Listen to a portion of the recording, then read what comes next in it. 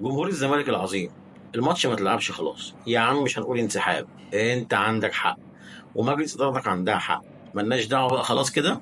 خدنا حبه الشو، اتكلمنا كتير عن الماتش واتكلمنا هيتلعب ولا مش هيتلعب، الزمالك هينسحب ولا مش هينسحب، خلاص الموضوع خلص وبدانا صفحه جديده. الزمالك بقى كان بيشغلنا عن ايه بقى الفتره اللي فاتت دي كلها؟ مجلس الاداره ده ناصح جدا، كان بيشغلنا عن الفشل النادي في جميع الفرق الجماعيه، اللهم ان هي كونفدراليه بس انتوا خدتوها تقريبا، او بطوله كمان في كره اليد، او يعني هي بطوله واحده انتوا خدتوها تقريبا صح؟ فشل ده ولا مش فشل؟ فشل.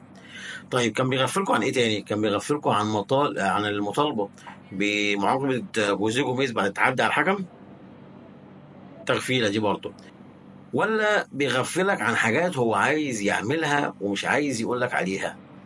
اهم شيء ان هو بيغفلك في الاخر، هو غفلك ومشاك في الحته دي، وان مجلس الاداره ماشي صح. هل فعلا مجلس الاداره ماشي صح ماشي غلط؟ دي مش قصتي، بس الماتش في الاخر ما اتلعبش وشغل دماغك بيه، وهيلعب ماتش سيراميكا وهيلعب الماتشات الجايه عادي، اسمع مني. بس هي القصه كلها هو غفلك في الفتره الاخيره لحد دلوقتي، وهو مغفلك عن حاجات تانية مهمه جدا، انا ماليش دعوه بيها، دي بتاعتك انت وهو مع بعض.